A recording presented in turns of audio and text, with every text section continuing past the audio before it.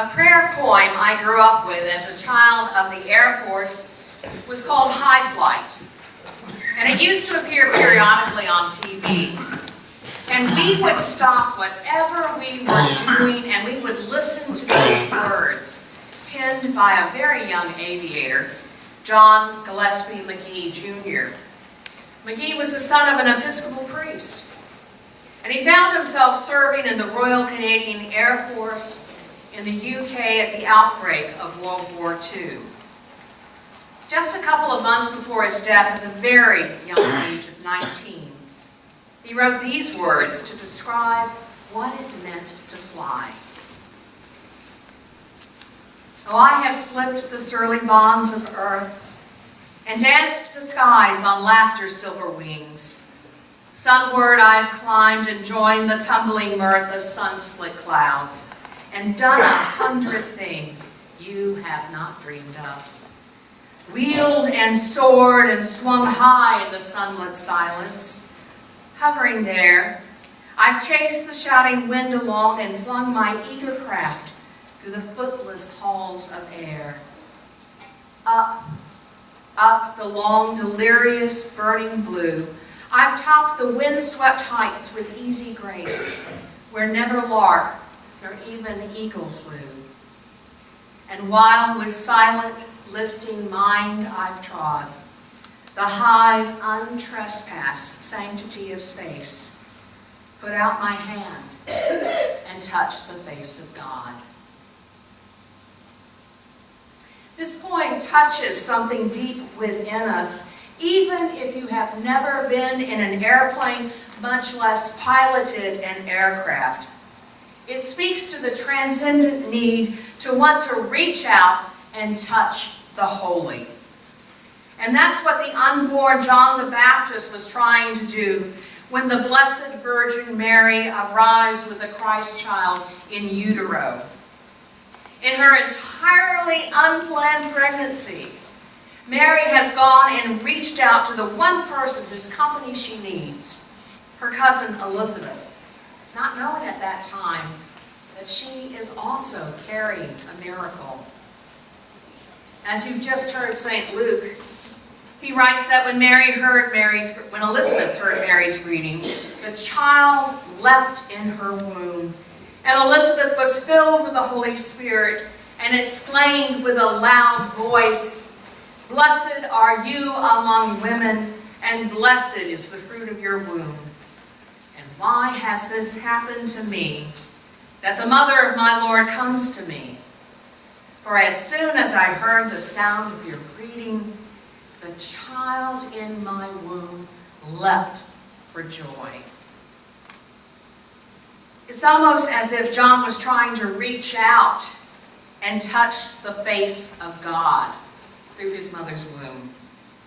And he could not contain his joy even while floating around in amniotic fluid.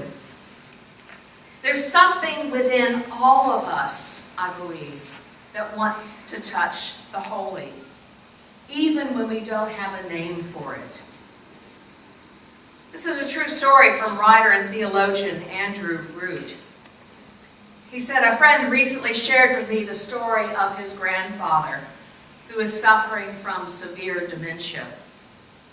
In the midst of this crippling disease, his wife of 40 years died. At the time of her death, he could not remember her.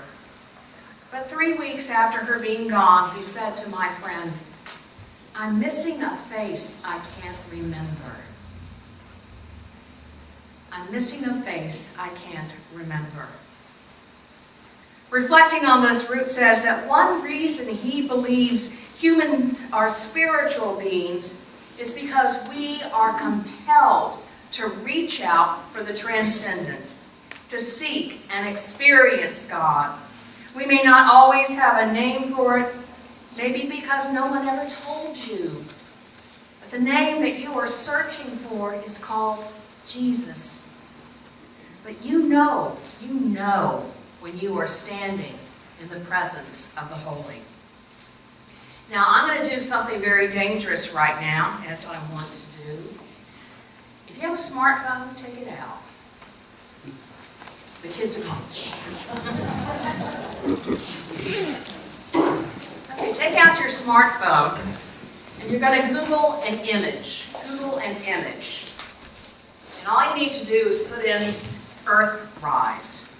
Or if you want to be really specific, put Earthrise 1968. The image Earthrise 1968. You have it? If you don't, please talk to the 6-year-old standing next to you. Okay, hopefully you've got that image, Earthrise. What you should be seeing is a picture taken by the crew of Apollo 8 in 1968.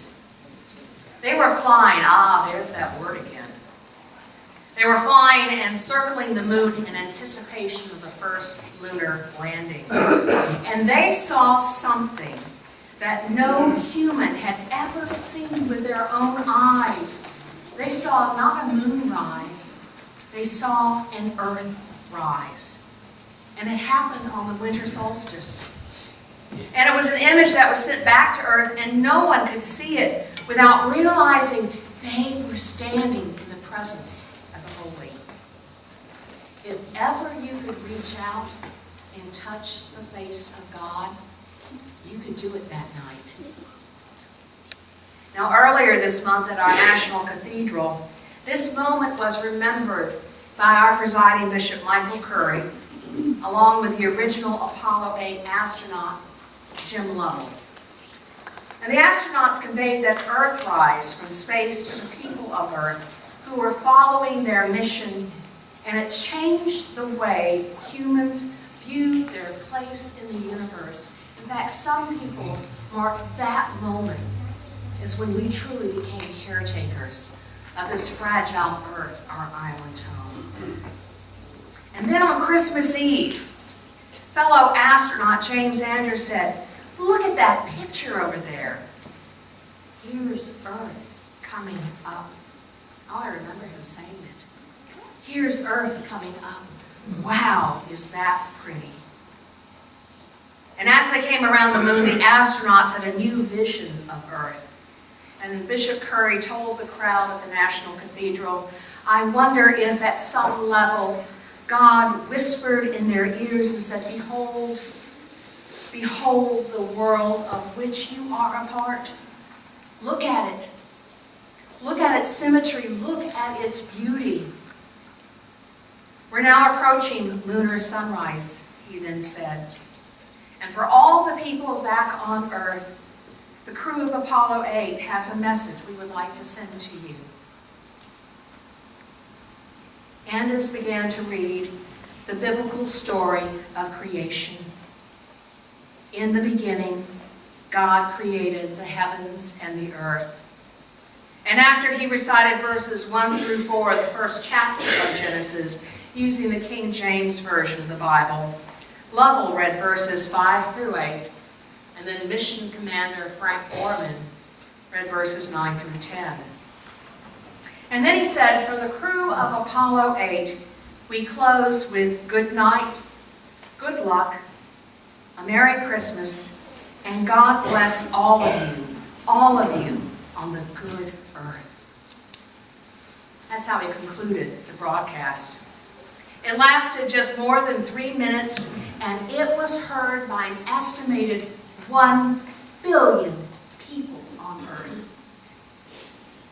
Now, at the cathedral service a couple of weeks ago, the director of Smithsonian's Air and Space Museum, Ellen Stoffen, said, "Apollo 8 was full of surprises.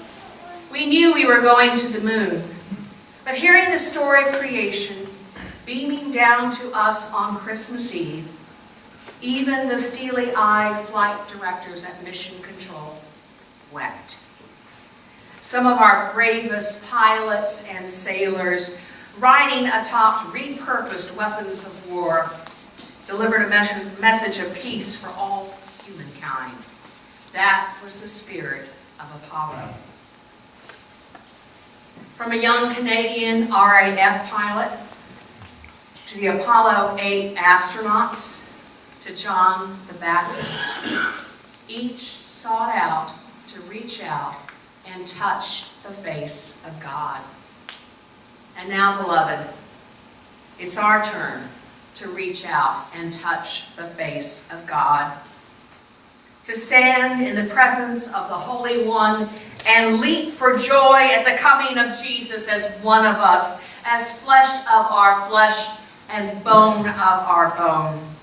The God who took on the mantle of humanity to be one of us. So small that we can hold him in our arms, and so large that he has the whole world in his hands.